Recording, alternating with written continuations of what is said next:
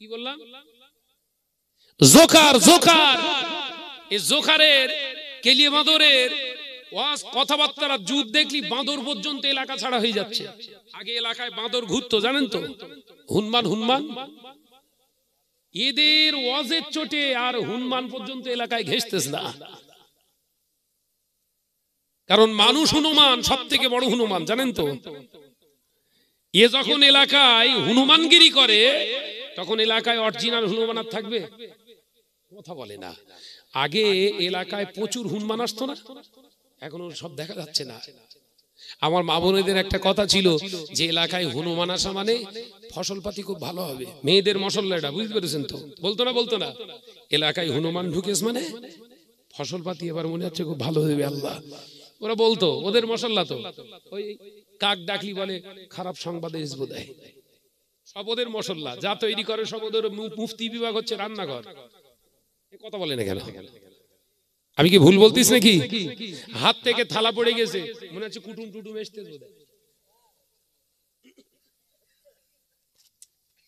তো এইরকম কেলে হনুমান, জোকার হনুমান গুলো যদি এত চেঁচাচেঁচি করে, এলাকায় আর হনুমান ঢুকবে বাপ? বল না রে।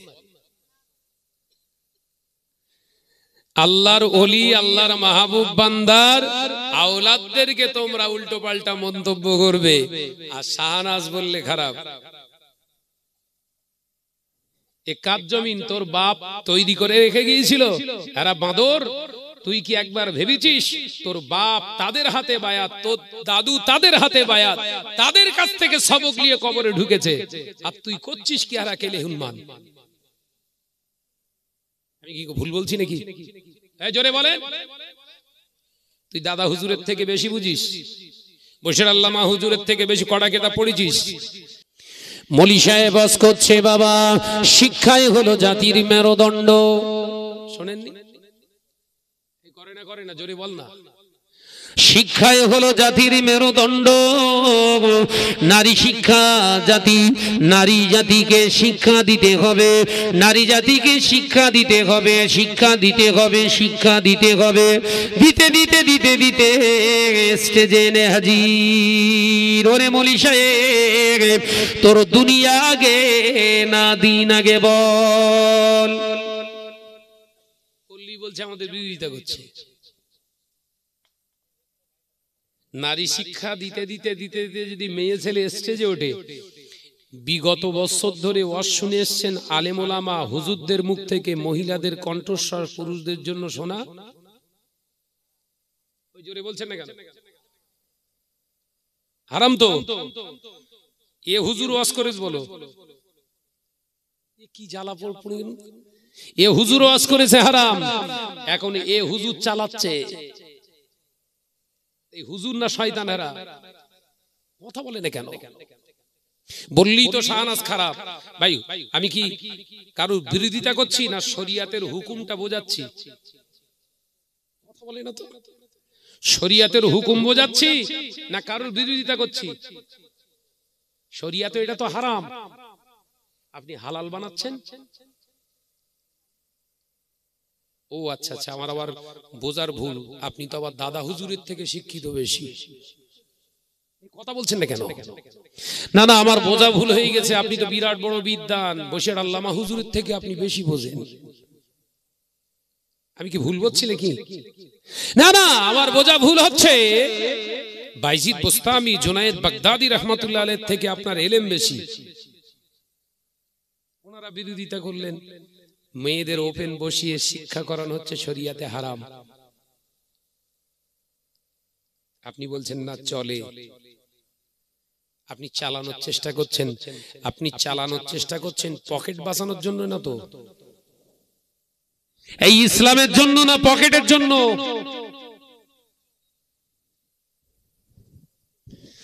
যখন এক শ্রেণীর আলেম ওলামা এই বিরোধিতা, শরিয়াতের উসুলি বিরোধী কার্যকলাপ শুরু করলো, যখন তাদের বিরুদ্ধে গর্জে উঠছে, এদের কারুর তকমা দিচ্ছে জিনাখোর, কোরআন পড়তে পারে না, হাদিসের হ জানে না, স্টেজে না উঠে ওই থালা বাসন মেজগি যা। তোরা কারা? তোদের ওয়াজ অনুযায়ী তোরাই তো জেনা করে হারা। কথা বলছি না কেন? আমাদের কথা, মহিলাদের কণ্ঠস্বর হচ্ছে কানে জেনা, হুজুর ওয়াজ করে। এখন ওই হুজুর বলছে কচি তুই পড়, মহিলা দাদ্দার করে পড়ছে, তাহলে জেনা কে করলো? আমি? এই প্রকাশ্য জেনা করেছে কে? বললেই খারাপ। মানে তুমি যা করবা সব মানে একদম সঠিক। নতুন কোরআন আবিষ্কার করতেছ নাকি তুমি? প্রতিবাদ করছে আওলাদে মুসাদ্দুজ্জামান চাচাজান তোহা চাচাজান হুজুর কেবলা প্রতিবাদ করছে এর বিরুদ্ধে। আরো পীরজাদা আলহাজ হযরত মাওলানা ইসহাক সিদ্দিকী ভাইজান হুজুর কেবলা প্রতিবাদ করছে। আরো প্রতিবাদ করছে পীর আল্লামা শাহ সুফি ইমরাদউদ্দিন সিদ্দিকী হুজুর কেবলা প্রতিবাদ করছে। প্রতিবাদ করছে শাহ সুফি পীর আল্লামা আপনার ইব্রাহিম সিদ্দিকী চাচাজান হুজুর কেবলা প্রতিবাদ করছে। আরো সব ভাইজান হুজুর কেবলা জনাব আলহাজ হযরত মাওলানা পীরজাদা ভাই নুরুল্লাহ সিদ্দিকী ভাইজান হুজুর প্রতিবাদ করছে। পীরজাদা হযরত মাওলানা ভাইজান সাফিরি সিদ্দিক প্রতিবাদ করছে। এদেরকে কি বলছে জানেন? এখন এরা হলো বেঈমান। তাহলে একা তোর ঈমান, যত ঈমানের ঝুড়ি কি তোর ভেতরে? এরা কথা বলছেন না কেন? 25,000 কিতাব পড়ে যিনি আলেম, 25,000 কিতাবের প্রতিটা লাইন যার কণ্ঠস্থ ছিল, শরীয়তের 18,000 হাদিস যিনি বর্ণনা করতে পারতেন, মুখস্থ ছিল। হাদিস পড়ার সময় তার রাসূলুল্লাহর দিদার হয়ে যেত, আর তার বিরুদ্ধে তার উপরে ফতোয়াগিরি করছিস। তোর কত বড় সাহস, তোর কত বড় মাজাল, তোর কত বড় বুকের পাটা, তোর কত বড় হিম্মত হয়েছে। সেই বশির আল্লামা হুজুর এমন কাজ করে যেতে পারলেন না, তিনি ফতোয়া দিয়ে গেলেন। এমন কথা যদি বলা হয় তাকে কাফের বলা হবে। যদি নবীকে ভিখারির বাচ্চা ভাবা হয়, কাফের ফতোয়া দেয়া হলো। সে আল্লামা হুজুরের ফতোয়াকে চিৎ করে দিয়েছিস, এখনো প্রমাণ করতে চাইছিস তোরা হক। শোনেননি? এই বলেছি না বলিনি?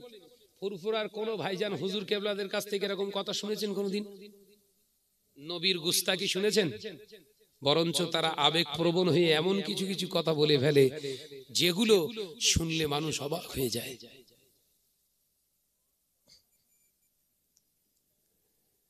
চাচাজান পীরজাদা তোহা সিদ্দিকী চাচাজান হুজুর কেবলা যখন গর্জে উঠলেন, হক কথা বলতে শুরু করলেন, তাকে বলা তকমা দেয়া হচ্ছে ভণ্ড। আরা ভণ্ড কেরা? একটুখানি ভালো করে একবার করে অ্যানালাইসিস কর দিন। যদি ভণ্ড হয়ে থাকে তোদের ফতোয়ায়, তা তোদের গুরু তোদের যে গুরু, তার তো জানা যায় যে সেই দোয়া করেছে। কথা বলে না কেন? তোদের বাপ মারা যাওয়ার পরে দোয়া চেয়েছিল কে? কই তখন তো ফতোয়া দিসনি। ও তখন ওই হাত তুলে তাকবীর দিয়েছিল বলে, হাত তুলে তাকবীর দিয়েছিল, ভালো ছিল। মানে তুমি অন্যায় করলে তোমার বিরুদ্ধে কথা বলা যাবে না। যদি অন্যায় করি, ওটা অন্যায় থাক, তাকবীর চালাও।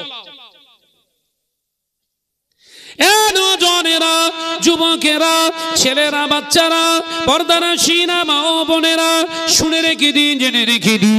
আল্লাহ পাক ওই জন্য কোরআনে জানিয়েছে, উদখুলু ফিস সিলমি কাফা। শুনে রেখে দাও মুসলমানেরা, ইসলামের ভিতরে পরিপূর্ণ দাখিল হয়ে যাও, ইসলামের ভিতরে পরিপূর্ণ প্রবেশ করো। খবরদার শয়তানের পথ অনুসরণ করো না, শয়তানের মতবাদ তোমরা অনুসরণ করো না। ও নওজওয়ানেরা, যুবকেরা, ছেলেরা, বাচ্চারা, পর্দানশীনা মা ও বোনেরা, নামাজ পড়া যেমন আল্লাহর কাজ, আল্লাহর ইবাদত বান্দিগি। রোজা রাখাটা যেমন আল্লাহর ইবাদত বান্দিগি, হজ করাটা যেমন আল্লাহর ইবাদত বান্দিগি, জিকির করাটা যেমন আল্লাহর ইবাদত বান্দিগি, মসজিদ নির্মাণ করাটা যেমন ইবাদত বান্দিগি, আপনার দুনিয়া জমিনে ইলম অর্জন করাটা যেমন ইবাদত বান্দিগি। শরীয়তের শর্ত হলো হালাল জায়গা থেকে আপনার করতে হবে। ও নওজওয়ানেরা, যুবকেরা, ছেলেরা, বাচ্চারা, নামাজ আদায় করতে গেলে হালাল জায়গা থেকে করতে হবে। প্রথম নম্বর শরীয়তের শর্ত হলো নামাজি তাদেরকেই বলা হবে যারা প্রকৃত ঈমানদার, ঈমানের সঙ্গে পাক পবিত্র অবস্থায় নামাজ আদায় করেছে এদেরকেই শরীয়তের ভাষায় মুসাল্লি বলা হয়। ও নওজওয়ানেরা, যুবকেরা, তার মানে শরীয়ত আপনাকে আমাকে শিখিয়ে দিচ্ছে, তার মানে নামাজ আদায় করলে হবে না, নামাজ আদায় করার আগে আপনাকে পাক হতে হবে। একবার জোরে হবে না সুবহানাল্লাহ? নামাজ পড়লেই হবে? ওযু করেননি, নামাজ ধুনে দিচ্ছেন, কবরে গেলে ধুনবে না? নামাজ পড়া উত্তম ইবাদত, আফজালুল ইবাদাত ইবাদাতুস সালাত। আল্লাহ পাকের হাবিব জানিয়ে দিলেন উত্তম ইবাদত হলো নামাজ, নামাজটা হলো ইবাদতের শ্রেষ্ঠ ইবাদত, আফজাল ইবাদত। ও নওজওয়ানেরা, আবার ওই শরীয়ত শিখিয়ে দিলেন যদি নাপাক অবস্থায় নামাজ আদায় করো নেকির পরিবর্তে কাবিরা গুনাহ হবে। কি গুনাহ? জোরে বলেন। নামাজ তো ভালো, আমি একটা উদাহরণ দিচ্ছি, অসুবিধা হচ্ছে নাকি? নামাজ ভালো না খারাপ? আরে আফজাল ইবাদত। ও মুরব্বিয়ান গণেরা, ছেলেরা, বাচ্চারা, পর্দানাশীনা মা ও বোনেরা, আপনি ধরে নেন শরীর পবিত্র করেছেন, শরীর পবিত্র হওয়ার পরে আপনি যে কাপড়টা পরিধান করে আছেন, জামাটা পরিধান করে আছেন, ওই জামাতে নাপাক লেগে রয়েছে। আপনি মনে মনে ভাবছেন আমার শরীর যেহেতু পবিত্র, জামায় যদি নোংরা নাপাক লেগেও থাকে তো অসুবিধে কি আছে, নামাজ চালিয়ে দিই। নামাজ কি সত্যি হবে? আলোচনা বুঝতে হবে, কিন্তু টুকটুক করে এগিয়ে যাচ্ছি। তাহলে নামাজ ফরজ কখন? যখন আপনি ঈমানদার। বোঝা যাচ্ছে? নামাজ কখন ফরজ? যখন আপনি ঈমানওয়ালা। নামাজ পড়বেন কখন? যখন আপনি শরীরটা পবিত্র করতে পারবেন এবং সময়ের উপরে। আল্লাহ কোরআনে জানাচ্ছেন ইন্নাস সালাতা কানাত আলাল মুমিনিনা কিতাবাম মাওকুতা, নিশ্চয়ই আমি আল্লাহ নামাজকে ফরজ করেছি মুমিনদের উপরে সময়ের উপর। একবার জোরে হবে না? জোরে হবে না সুবহানাল্লাহ? আরে চিল্লে হবে না সুবহানাল্লাহ? নামাজকে ফরজ করেছি মুমিনদের উপরে সময়ের উপরে, সময়ের দিকে লক্ষ্য করে।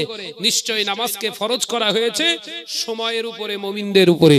ও নওজওয়ানেরা, যুবকরা, সোনার মানিকেরা, ভালো করে শুনে নাও, পর্দানাশীনা মা বোনেরা। তাহলে নামাজের প্রথম শর্ত ঈমান, দ্বিতীয় শর্ত শরীর পাক, তৃতীয় শর্ত হচ্ছে পোশাক পাক, চতুর্থ শর্ত কি? স্থান পাক। তারপরে তো নামাজ। না, নামাজ বললি নামাজ, কথা বলছেন না কেন? পঞ্চম নম্বর কি? ওয়াক্ত হলে তবে নামাজ। ওয়াক্ত হলে, ওয়াক্ত হয়নি, নামাজ ধুনতেছেন। জোহরের ওয়াক্ত আসেনি, সকাল 10টায় নামাজ পড়তেছেন, জোহর হবে তো? কথা বলেন না, চুপ করিস। সকাল 7টা বাজে ফজরের নামাজ পড়তেছেন, হবেন তো? এশার নামাজ পড়তেছেন দুপুরবেলা, আরে নামাজ তো হবে? হবে না, কারণ আল্লাহ নির্ধারিত একটি সময় দিয়েছে। এক একটা ওয়াক্ত, এক একটা সময়, এক একটা সালাতের উপরে আল্লাহ পাক ফরজ করে দিয়েছে। একবার জোরে বলুন, জোরে হলো না সুবহানাল্লাহ? নামাজ হলো। তাহলে নামাজের শর্ত: নাম্বার 1 ঈমানদার হন, নাম্বার 2 শরীর পবিত্র করেন, নাম্বার 3 জামা কাপড় পবিত্র করেন, নাম্বার 4 স্থানটা পবিত্র করেন, নাম্বার 5 এসেই খাচ্ছেন। নাম্বার 5 কি বললাম? ওয়াক্তের উপরে লক্ষ্য রেখে নামাজ পড়ুন। অনেক মুসলমান ভাইরা রয়েছে যারা আসরের নামাজের পরে আরো অন্য নামাজ চালাচ্ছে। কথা বলছেন না কেন? আসরের ফরজ নামাজের পরে আর নামাজ হবে তো? যে নামাজই পড়বেন মাকরু হবে। আসরের ফরজ নামাজ আদায় করার পরে আপনি অন্য যে নামাজ পড়বেন সব মাকরু। মাকরু শব্দের অর্থ হলো কি? অপছন্দনীয়, পছন্দ নয়, মাথায় ঢুকছে? আপনি দেখছেন না আসরের নামাজ পড়ে অনেক সময় আছে, আরো খানিকটা নামাজ পড়লেই দেখাচ্ছে আপনি নামাজ পড়ছেন, কিন্তু নামাজ হচ্ছে না। ভাইরা, আমার নওজওয়ানেরা, যুবকেরা, ছেলেরা, বাচ্চারা, পর্দানশীনা মা ও বোনেরা, ছেলেরা, বাচ্চারা, ভালো করে শুনে রেখে দেখ। এরপরে আল্লাহ পাকের হাবিব জানিয়ে দিলেন, ওয়া আকিমুস সালাতা ওয়া আতিজ যাকাত। আল্লাহ পাক জানিয়ে দিলেন, যাকাতকে তোমরা প্রদান করো, যাকাত প্রদান করো। ও নওজওয়ানেরা, যুবকেরা, ছেলেরা, বাচ্চারা, আপনি 500 কোটি টাকার মালিক হয়েছেন, পরের মারা সম্পদ যাকাত দেননি। আপনি পরের মারা সম্পদের চুরি করে, ডাকাতি করে, চিটিংবাজি করে, চুরি করে পরের সম্পদ লুটে পেটে আপনি 500 কোটি টাকার মালিক হয়েছেন। এখন আপনি ভাবছেন এই 500 কোটি টাকা থেকে আমি কমপক্ষে 10 লক্ষ টাকা যাকাত আদায় করব। ও নওজওয়ানেরা, যুবকেরা, ছেলেরা, বাচ্চারা, শরিয়াতের বিধানগুলোকে বুঝুন। আমার আল্লাহ জানিয়ে দিলেন, হারাম মালের উপরে যাকাত নাই, হারাম মালের উপরে যাকাত নাই, হালাল মালের উপরে আল্লাহ পাক যাকাত দান দিতে বলেছে, যাকাত প্রদান করতে বলেছে। অর্থাৎ হালাল মাল শুধু হলে হবে না। ও বান্দা, তোর গোটা সংসারটা খরচা করে, গোটা সংসারটা চালিয়ে সারা বছরে হালালিয়াতের উপরে জীবন কাটানোর পরে তোর এই হালাল সম্পদের ভিতরে এতটা সম্পদ গচ্ছিত হয়েছে, 52 ভরি রূপার মূল্যে অতটা মূল্য সম্পদ তোর জমাত হয়েছে। আমি আল্লাহ পাক এবার বলছি, বান্দা, ওই সম্পদ থেকে এবার আমি আল্লাহর জন্য যাকাত দে। একবার জোরে হবে না? তাহলে যাকাত সবার উপর ফরজ। আরে ভাই, টাকা রয়েছে তো। আমার আলোচনা বুঝতে পারছেন তো? যাকাত সবার উপরে। আরে 500 কোটি টাকার মালিক তো। এইগুলোই সমাজে আমরা ভেঙে ফুটে বোঝাচ্ছি না, কারণ আমার একটা মাদ্রাসা রয়েছে না, কথা বলছেন না কেন? এগুলো ভেঙে ফুটে বোঝালে যে বাবা হালাল মালের যাকাত আছে বলো, হারামের কোনো যাকাত নেই, হারামের ইবাদতের সঙ্গে কোনো সম্পর্ক নেই হারামের। এ ফতোয়াটা তো আমি দিলে সুদখোর তো জীবনে আমার মাদ্রাসায় দেবে না। বোঝাতে পারলাম না।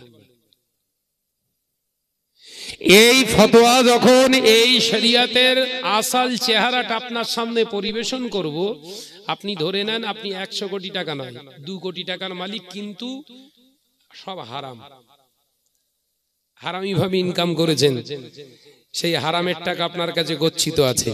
যখন আপনি শুনবেন যে হারাম মালের যাকাত নেই, তখন আপনি কি করবেন? আর দেবেন? ওই জন্য ওই যাকাত দেন অশেষ। কথা বলেন কেন? আমাদের বুঝতে পারছেন না নাকি? যাকাত দেন, যাকাত দেন, যাকাত দেওয়া ফরজ। যাকাত দিলে আমার আল্লাহ সম্পদকে ফিল্টার বানিয়ে দেয়। যাকাত প্রদান করো। ওই জন্য এলাকার যত হারামখোর সুদখোর আছে ওরাও এখন যাকাত দিচ্ছে, কারণ হুজুরের কাছ থেকে ওয়াজ শুনেছে, বিরাট বড় সানডে মুফতির কাছ থেকে ওয়াজ শুনেছে, যাকাত দিলে ধন সম্পদ ফিল্টার হয়ে যায়। সুদখোর চিন্তা করলো, যদি আমি 50,000 টাকা হুজুরের ওই প্রতিষ্ঠানে দিতে পারি, আমার যত হারাম টাকা ফিল্টার হয়ে যাবে। ওই জন্য এখন সুদখোরেরাও কি করছে? কথা বলে না। সুদখোরেরা কি করছে? দান করছে। মসজিদের টাইলস কে দেবে? শাহনাজ। শাহনাজকে এলাকার টপ র্যাঙ্কের সুদখোর। সমাজ কি করে রসতলে যাচ্ছে? আমার কি ওয়াজ ভুল হচ্ছে নাকি বলেন দিন? আপনাদের কলিজা ঠান্ডা হয়ে যাচ্ছে, কিন্তু আর কলগে সেনিয়ে যাচ্ছে কার? কলগে খেপে যাচ্ছে কার বলেন দিন? যারা পকেট হুজুর। আমার শত্রু কেন বাড়ছে বুঝতে পেরেছেন? আর আমিও প্রতিজ্ঞাবদ্ধ হয়েছি, মৌতের আগ পর্যন্ত এই আন্দোলন চলবে। বলুন ইনশাআল্লাহ, জোরে বলেন ইনশাআল্লাহ। যত হুমকি মারবি তত ভেতরের মাল মশলা বের করব। তোর হুমকিতে শাহনাজ ডরে না, কারণ জমিনটা আল্লাহর। জমিনটা কার? মারবি খুব জোর মেরে, আমাকে জানে মেরে গোটা বডিটা কেটে টুকরো টুকরো করে বস্তাবন্দি করে তারপর আগুনে ফেলে পুড়িয়ে ছাই করে দিবি, তোর কাজ শেষ। আর কিছু করতে পারবি না। বলো, কথা বলছেন এখানে? আর কিছু করতে পারবি? তোর কাজ, দায়িত্ব শেষ। আমার আল্লাহ বললেন, ওয়ালা তাকুলু লিমান ইউকতালু ফি সাবিলিল্লাহি আমওয়াত বাল আহইয়াউ ওয়ালাকিন লা তাশউরুন। একবার জোরে বলে। ওই জোরে হলো কই? জোরে যদি না বলিস অন্তত ভাই শুয়ে পড়। আমার সঙ্গে থাকতে গেলে স্পিরিটে থাকতে হবে ভাই। আমরা মুসলমান, হার জায়গা মে ঘুমনা ফিরনা তো শের কে জैसा। এই কথা ঠিক না? বুঝে রে? हर जगह में घूमना फिरना तो शेर के जैसा, मगर मस्जिद में जब दाखिल हो जाए तो मुसलमान हो जाए बिल्ली के जैसा। बच्चों बोले जोरे बोले, সব জায়গায় সিংহের মতো আওয়াজ করুন, কিন্তু মসজিদে যে গলা ফাটিও না। কিন্তু আমার গা স্বভাব উল্টো। এলাকা দিয়ে গেলে চুপ চুপ করে যাচ্ছে, দেখতে পাবে না তো, দেখতে পাবে না তো। আর মসজিদে যে নামাজ পড়তে, এই তুই অত কথা বলিস না, সেক্রেটারি আসি, কথা বলে না। এ মুসলমান না, এ আছে দাজ্জাল। ভাইরা, নওজওয়ানেরা, যুবকেরা, ছেলেরা, বাচ্চারা, পর্দানাশীনা মা ও বোনেরা, আমি আপনাদের ভাই মোহাম্মদ শাহনওয়াজ বলে যায়, শুনে রেখে দেন, জেনে রেখে দেন। তাহলে টাকা আপনি দান করলেও কিন্তু দান নয়। দান করতে গেলে শরীয়তের শর্ত হলো, দান করতে গেলে শরীয়তের শর্ত হলো হালাল মাল থেকে আপনি দান করবেন। যদি ওটা 1 টাকাও হয়ে থাকে, ওই 1 টাকা দান করলে অপরদিকে যদি 1000 কোটি টাকা কোন হারামখোর যদি হারাম মাল দ্বারা যদি বিলিয়ে দেয়, আমার আল্লাহ পাকের হাবিব জানিয়ে দিলেন, ওই 1000 কোটি টাকা দাড়ি পাল্লার এক পাশে রাখলে এই হালাল মাল থেকে 1 টাকা দান করার বিনিময়ে আমার আল্লাহ হালালের মর্যাদা আল্লাহ এত দান করেছে, ওই 1000 কোটি টাকা থেকে 1 টাকার পাল্লাটা 1000 গুণ ভারী করে দেবে। একবার জোরে হবে না? তাহলে যাকাত সবার জন্য কিন্তু না। নামাজটা বোঝা গেছে তো?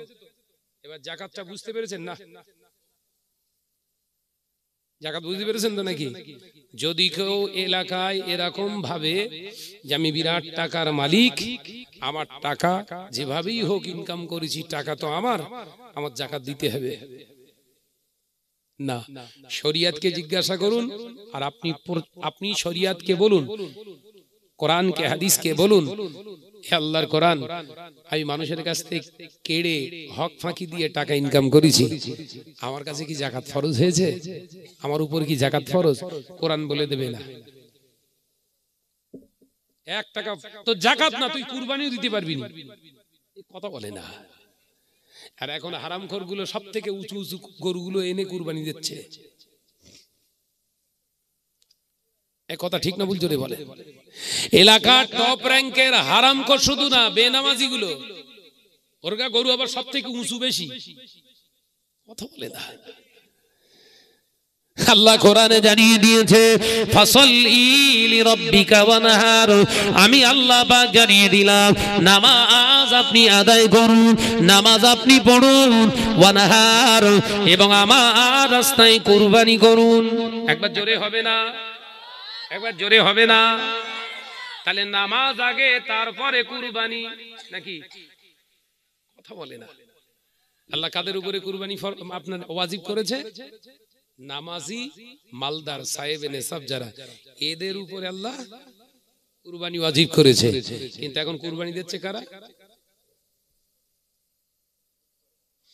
ফজরের নামাজ আদায় করে না, ঈদের জামাতে প্রথম কাতারে যে হাজির, ইমাম সাহেব বলছে সবাই নিয়তটা মুখস্থ করে নেন, নয়তো আন উসাল্লি লিল্লাহি তাআলা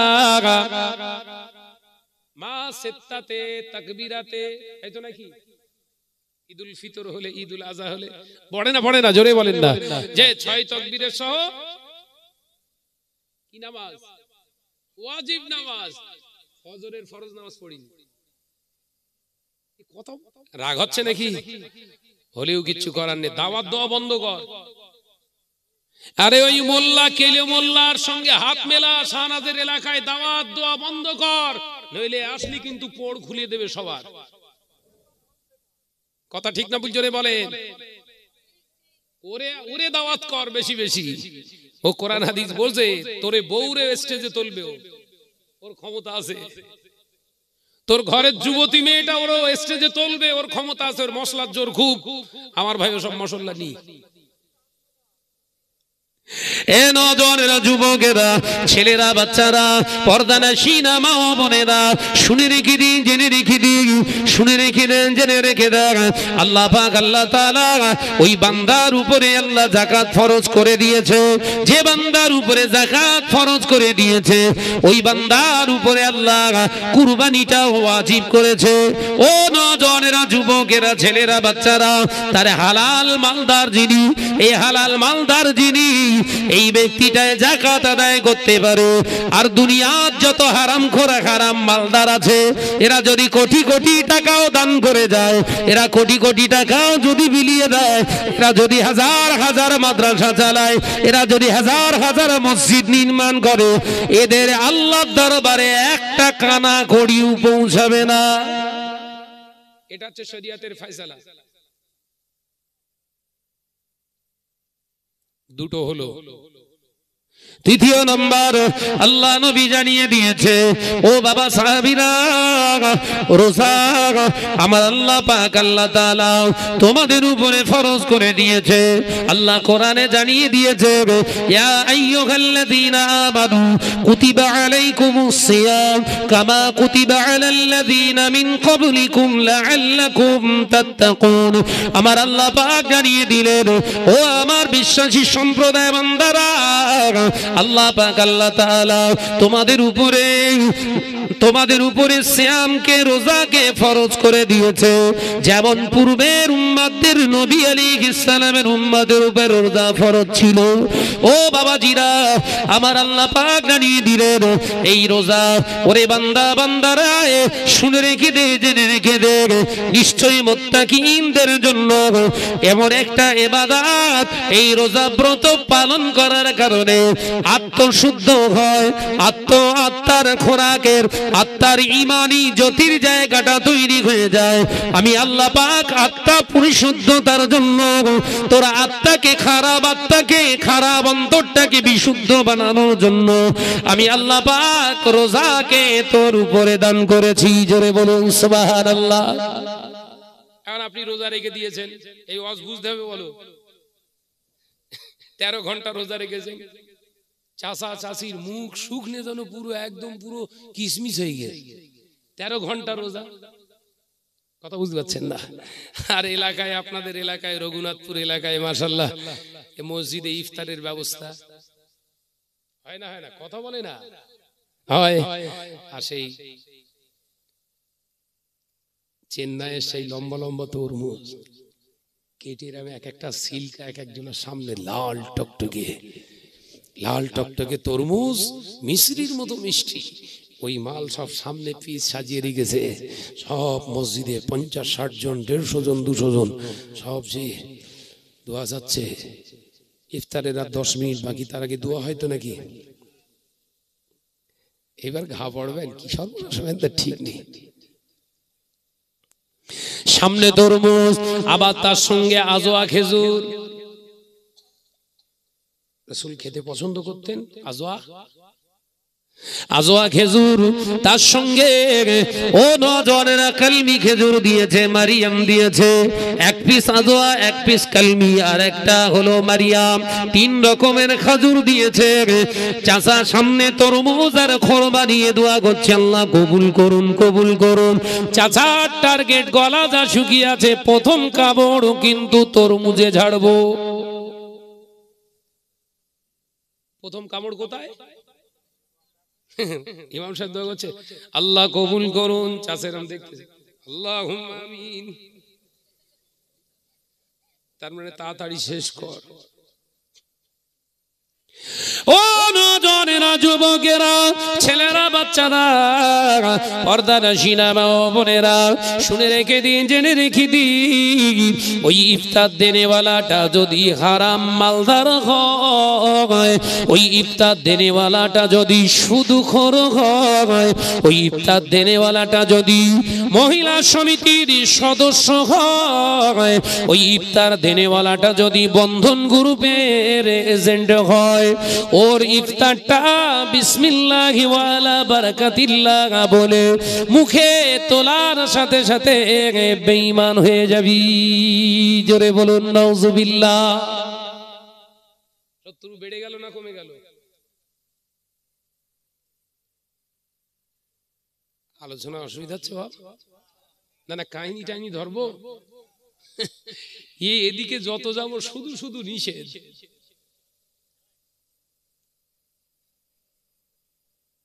কি কয়?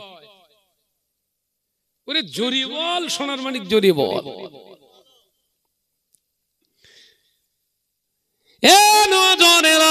যুবকেরা, ছেলেরা, বাচ্চারা, কোন মুসলমান যদি হারাম জিনিস খাওয়ার সময় বিসমিল্লাহ বলে শুরু করে, খাবার আগে যদি বিসমিল্লাহ আল্লাহর নামে শুরু করে দেয়, ওই ব্যক্তিটার ঈমান থাকে না, সাথে সাথে বেঈমান হয়ে যায়, সাথে সাথে বেঈমান হয়ে যায়।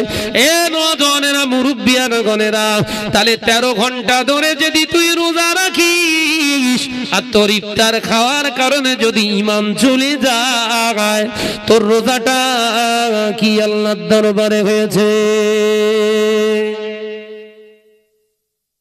তরমুজ দিয়ে ইফতার না করলে রোজা হবে না, খাজুর দিয়ে খুরমা দিয়ে ইফতার না করলে ইফতার হবে না। এটা শরীয়তের বিধান নয়, শরীয়তের মাসালা হুকুম হলো যদি আলো পানি হয়, ওই আলো পানি দিয়ে ইফতার কর আল্লাহর নাম করে। যদি শুকনো মুড়িও থাকে, শুকনো মুড়ি দিয়ে ইফতার কর, ওই মুড়িটা যদি হালাল হয়ে যায়। শুকনো যদি চাল, কাঁচা চাল দিয়ে যদি চিবিয়ে ইফতার করি, যদি আল্লাহ তাআলার দরবারে ওটা হালাল বলে গণ্য হয়ে যায়, আল্লাহ সারা দিনের জীবনের গুনাহ ওই ইফতারের ওসিলায় মাফ করে দেবে। একবার জোরে হবে না? আরেকটু জোরে হবে না? তাহলে রোজা সহজ?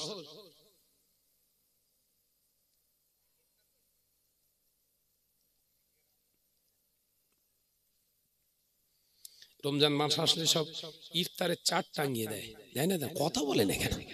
হ্যাঁ, সমীরউদ্দিন ভাই, জমিরউদ্দিন ভাই, আব্দুল জুব্বার, আব্দুল গফফার, আব্দুল সত্তার, আব্দুর রউফ, আব্দুল মালিক, আব্দুল গফুর, এরা সব ইফতার দিচ্ছে।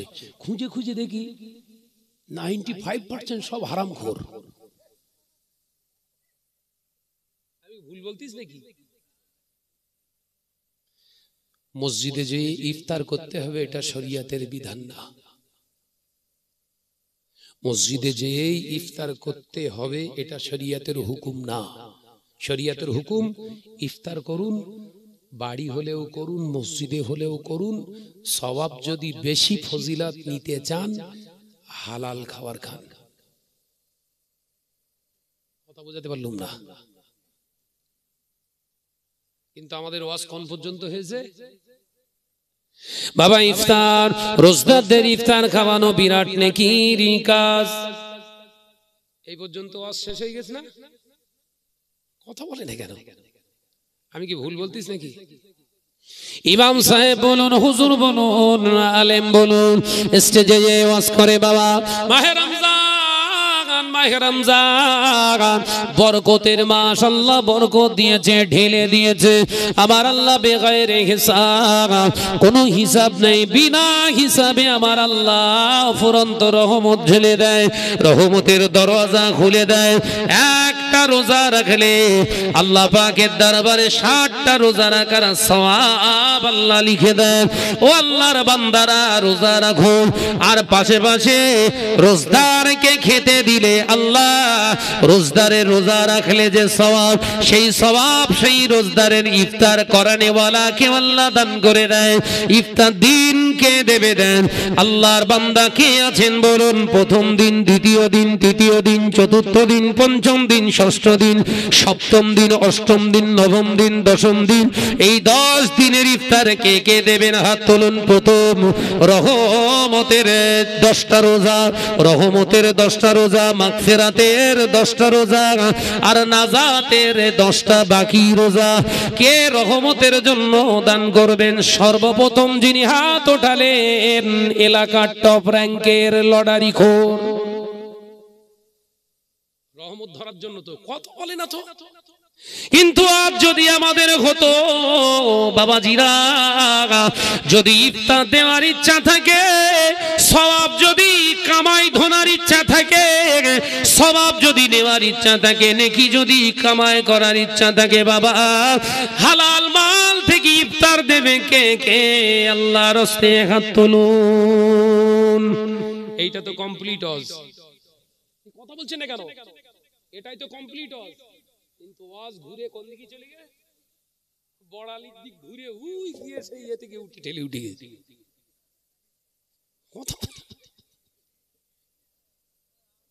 আমি কি ঠিক বলতিস না? সব তৈরি করে বলতিস বলে মনে হয়। ঠিক না ভুল জোরে বলেন। বড্ড তোমার জ্বালা ধরিস না। শাহনাজ এত খুলে কেন ওয়াজ করবে? তোমার মতো বোদামলি সাহেব না শাহনাজ। বোদামলি সাহেব বোঝেন বাপ? বোদা বোদা এখন সব বোদা কোম্পানি বেশি বেরিয়েছে। ওই খানিকটা জায়গায় চুপ করে থাকে, তার মানে ওর পরে গেলি ধরা পড়বে। কথা বলে না। তার মানে সে হাঁসচোরের মতো ব্যাপার। হাঁসচোরের ঘটনা জানেন? বলবো একটু বলবো। এলাকার চাষির হাঁস, চাষিরা তো বেশি হাঁস পোষে। কথা বলছেন না কেন? মেয়েরা হাঁস পোষে, তো হাঁস পোষেছে গোটা 6 হাঁস পুষেছ তো চাষি, একটারে পাওয়া যাচ্ছে না, একটারে পাওয়া যাচ্ছে না। আর ইমাম সাহেব সেই দিন ছুটিতে ঘরে যাবে, ছুটিতে ঘরে যাবে, ছুটি উড়িয়ে নিয়েছে। আর মসজিদের সামনে এসে ওই হাঁসটা প্যাক প্যাক প্যাক প্যাক করে দেখতেছে। ও তখন গিয়ে খপ করে গিয়ে, মদ্দা হাঁস তো, আর শীতকাল, হাঁসের গোড় ভালো লাগবে না? লাগবে না। এই খামতো না, খামতো নাকি? সেইরকম টেস্ট। ও কপ কপ ধরি ব্যাগের ভেতর ঢুকিয়ে চুপ করে খানিক সময়। শরিয়াতের হুকুম, কোনো হুকুম হলো রাস্তায় যাওয়া, যদি যেতে গিয়ে কোনো জিনিস পান, সেই জিনিস লে আপনার ওখানে দাঁড়িয়ে থাকতে হবে, নইলে এলাকায় আপনি প্রচার করুন এই জিনিস কার। ইমাম সাহেব বলি কোনো কথা, বোদা হুজুর, বোদা কি হুজুর বললো? বোদা হুজুর। বোদা হুজুর ওই হাঁস প্যাকের ভিতরে ঢুকিয়ে দিয়ে, ভেতরে প্যাকেটের ভিতরে ব্যাগের ভিতরে ঢুকিয়ে না দিয়ে ব্যাগের মুখটা চেপে ধরে হক আদায় করতেছে। কিভাবে জানিস? কার? হাঁস। এই ওয়াজ বোঝা যাচ্ছে না? কি বলছে? কার? হাঁস। কার? হাঁস।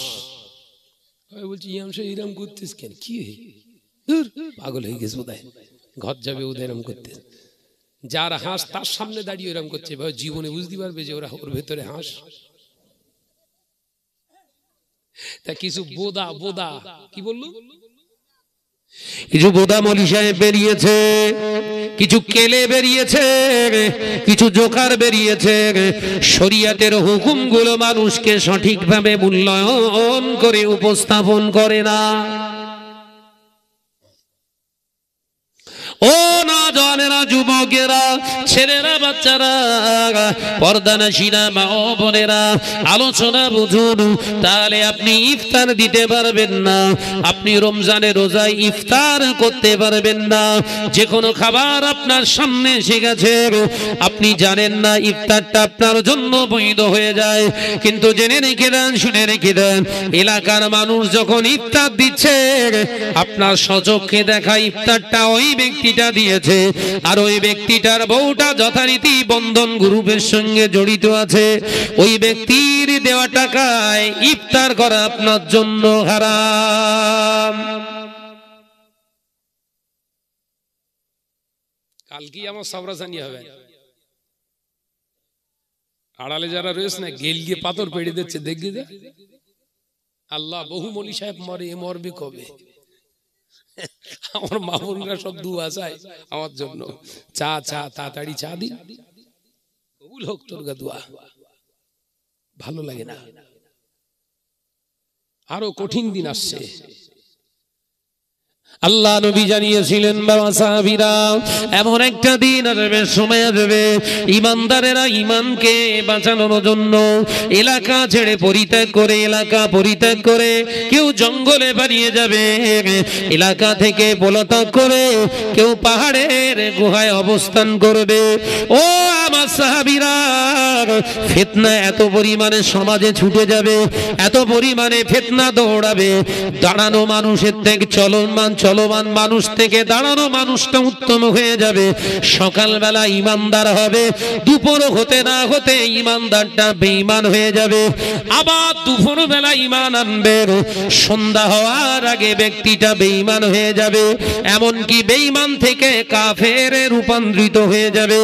ও নওজওয়ানেরা, যুবকেরা, আগামী দিন সেই দিন আছে যেদিন রাসূলুল্লাহ সাল্লাল্লাহু আলাইহি ওয়াসাল্লাম যেদিন সম্পর্কে অবগত করিয়েছিলেন, হাদিসটাকে সাহাবায়ে কেরামেরা পবিত্র জবানের কথা শুনে অবাক হয়ে গিয়েছিলেন। আল্লাহ নবী জানিয়েছিলেন, বাবা সাহাবীরা, মানুষের অন্তঃকরণগুলো হিংস্র জন্তু জানোয়ারের মতো হয়ে যাবে, নেকড়ের বন্য প্রাণী হিংস্র নেকড়ের মতো হয়ে যাবে, তাদের বেশভূষা, তাদের চালচলন গুলো, তাদের কথাবার্তা গুলো শুনলে দেখলে মনে হবে নবী আলাইহিস সালামের মতো। আমি নবী জানিয়ে দিলাম, তারাই হবে সমাজের বড় ফিতনাবাজ। ও নওজওয়ানেরা, যুবকেরা, সত্যটাকে তারা চেপে দিয়ে অন্যায় রাহাজানি গুলো সমাজের বুকে তুলে ধরবে। ও নওজওয়ানেরা, যুবকেরা, হারাম জিনিসগুলো সমাজের কাছে এমন ভাবে উপস্থাপন করবে, তারা সাধারণ মানুষগুলোকে বোঝাতে সক্ষম হয়ে যাবে, না এটা হারাম নয়, এটা হলো আসলে হালাল। হারাম জিনিস, কিন্তু হুজুর যদি ওয়াজ করে আপনার হারাম বলতে পারবেন? কথা বলছেন না কেন? জিনিসটা হারাম। যেমন মহিলাদের স্টেজে তোলা,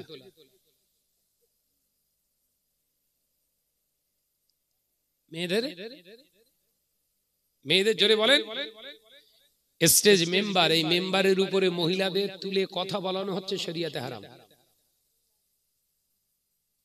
চ্যালেঞ্জ থাকলো কিয়ামত পর্যন্ত, কোন হুনু সাহেব যদি এই ফতোয়া নিয়ে বসতে চায়, আমরা রাজি আছি। আল্লাহ নবী দো জাহানের বাদশাহ হাবিবুল্লাহ নবী জনাবে মুহাম্মদুর রাসূলুল্লাহ সাল্লাল্লাহু আলাইহি ওয়াসাল্লাম মদিনার মসজিদুন নববী শরীফে শারীরিকভাবে অসুস্থ হয়ে পড়েছে।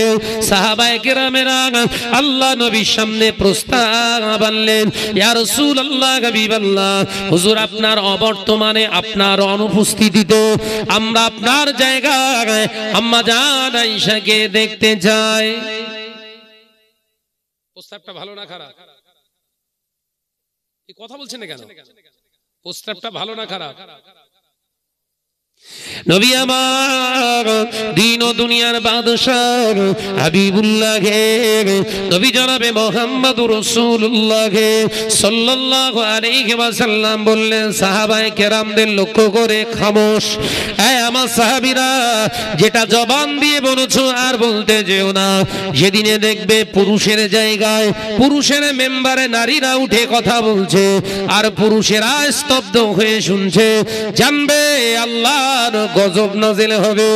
ও নওজওয়ানেরা, যুবকেরা, আজকের যুগ সন্ধিক্ষণে গজল শিল্পী বলুন আর মহিলাদের গান গাওয়া বলুন, সমাজের বুকে ওটা তবুও খারাপ দিকটাই ছিল, কিন্তু আমাদের মতো কিছু টুপিধারী, কিছু দাড়িওয়ালা, জুব্বাওয়ালা, স্টেজধারী মৌলী সাহেবের উস্কানিতে এখন মহিলারা কিন্তু কোরআন হাদিস দিয়ে স্টেজে কথা বলছে।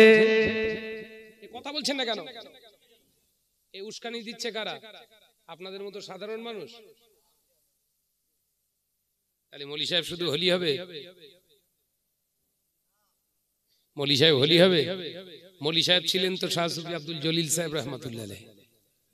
মাওলানা ছিলেন না ছিলেন না? মাওলানা ছিলেন শাহ সুফি আব্দুল আসগার আলী সাহেব রহমাতুল্লাহ আলাইহ। মাওলানা ছিলেন আব্দুল খালেক সাহেব রহমাতুল্লাহ আলাইহ। এই কিছুদিন আগে রঘুনাথপুর থেকে দুনিয়া থেকে বিদায় নিলেন শাহ সুফি আনসার আলী সাহেব রহমাতুল্লাহ আলাইহ। এসব মাওলানা ছিলেন তো নাকি? না, এরা পড়াশোনা করেনি। পড়াশোনা করেছিলেন মুফতি আজম আব্বাজান মেজলা হুজুর পীর কেবলা রাহমাতুল্লাহ আলাইহি। পড়াশোনা করেছিলেন রাসূলে নোমা শাহ সুফি ফাতে আলী ওয়াইসি রাহমাতুল্লাহ আলাইহি। পড়াশোনা করেছিলেন আল্লামা হিন আল্লামা রুহুল আমিন সাহেব রাহমাতুল্লাহ আলাইহি। পড়াশোনা করেছিলেন শাহ সুফি হযরতে ডক্টর শহীদুল্লাহ রাহমাতুল্লাহ আলাইহি। না না, এনারা শিক্ষিত ছিল না, আসলে হাদিসই বুঝতো না। কথা বলে না, এনারা আবার হাদিস বোঝে? পড়াশোনা করেছিলেন, আপনার 40টা হাদিসের কিতাবের সনদপ্রাপ্ত হয়েছিলেন মুজাদ্দিদুজ জামান আমিরুশ শরিয়ত আলা হযরত দাদা পীর রাহমাতুল্লাহ আলাইহি। বাংলায় শিক্ষা করে তার অন্তরটা ঠান্ডা হয়নি। স্বয়ং রাসূলুল্লাহর দরবারে গিয়ে মদিনাতুল মুনাওয়ারা থেকে 40টা হাদিসের কিতাবের উপরে সনদপ্রাপ্ত হয়েছিলেন। আসলে দাদা হুজুর তো এসব হাদিস জানতো না। কেলে মৌলী সাহেবরা যা জেনে গেছে, হুজুররা তো জানতো না। এই কথা ঠিক বলছি না? জোরে বলে।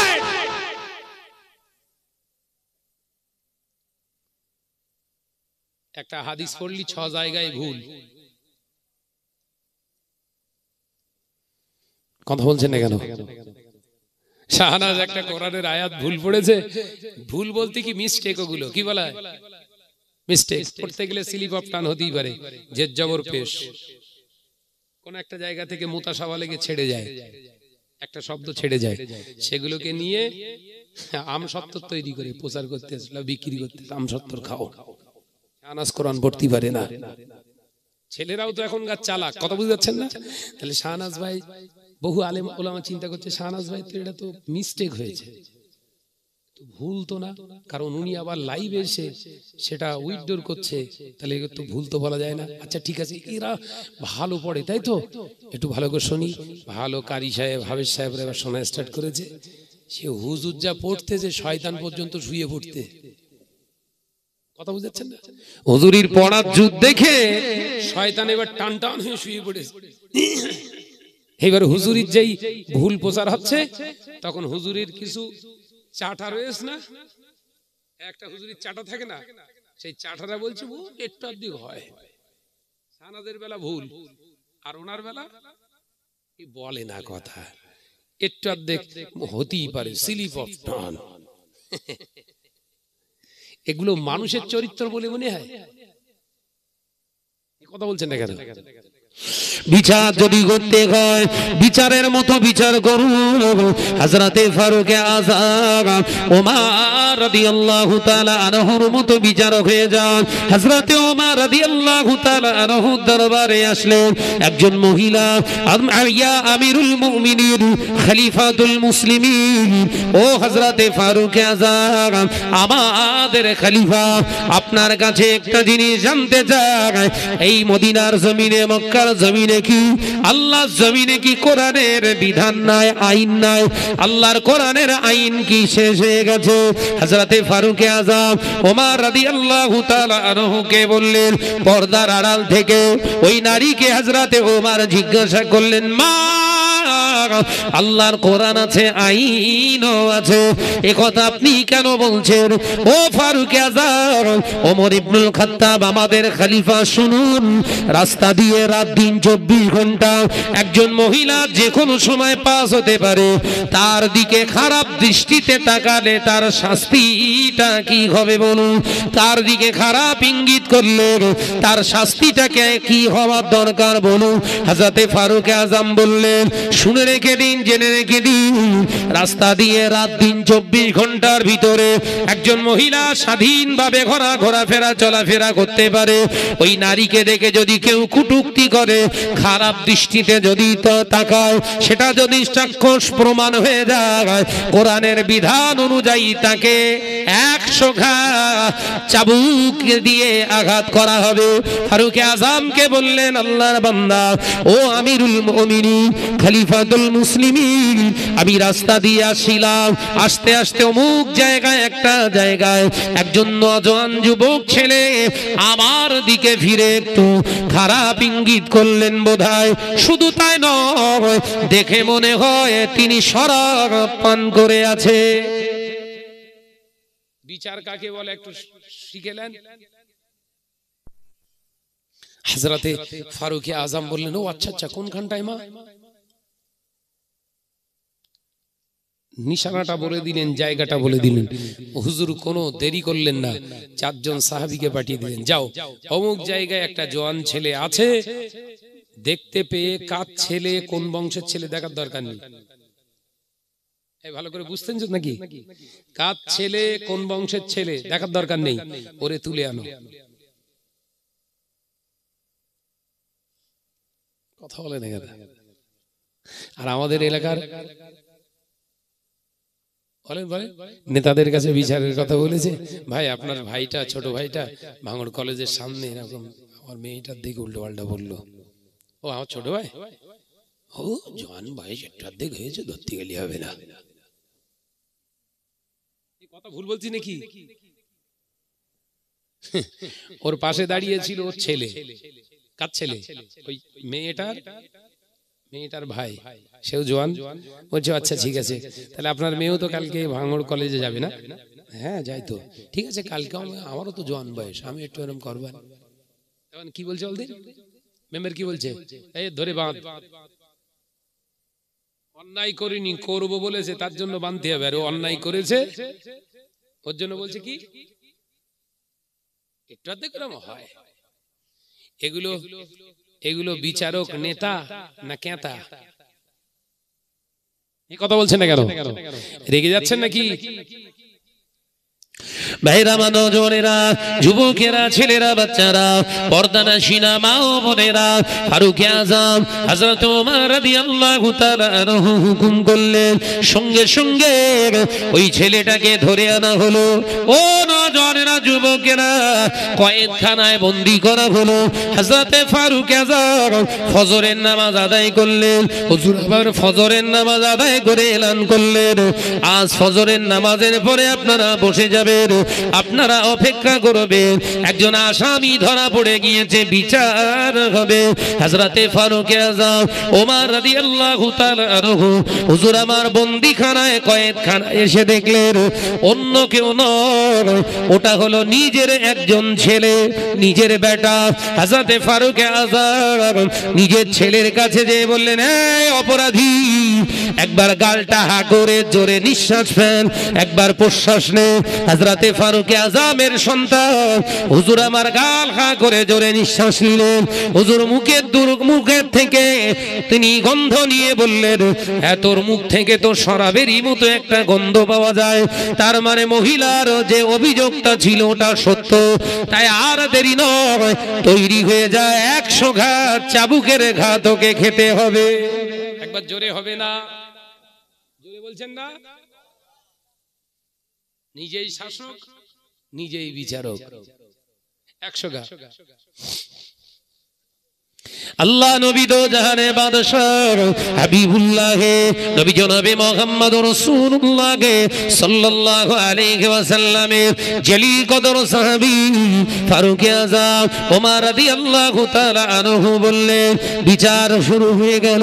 হুজুর নিজে হাতে চাবুকটা তুলে দিলেন হযরতে জাবের রাদিয়াল্লাহু তাআলা আনহুর হাতে।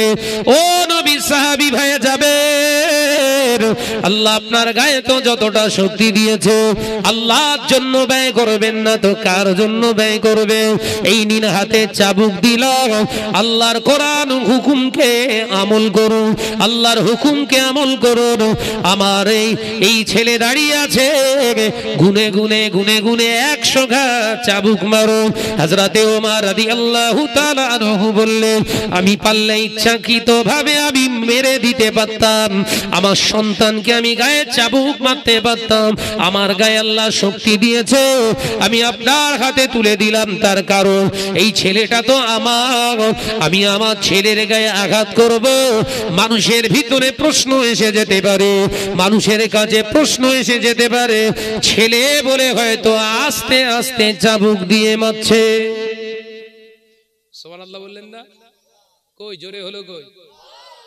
আর একটু জোরে বলেন। প্রশ্নের জায়গা নেই। আমি ওমরের গায়ে শক্তি আল্লাহ দিয়েছে, মারতে পারি।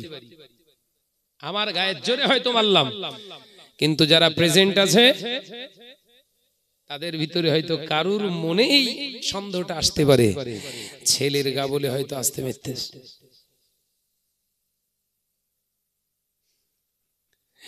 আর আঙ্গা হুজুর কথা বলে না, আঙ্গা হুজুরের ভক্ত যদি ধর্ষণ কেসে ধরাও পড়ে,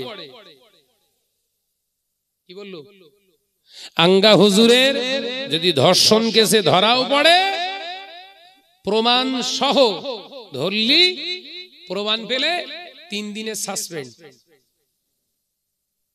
কথা বলে না।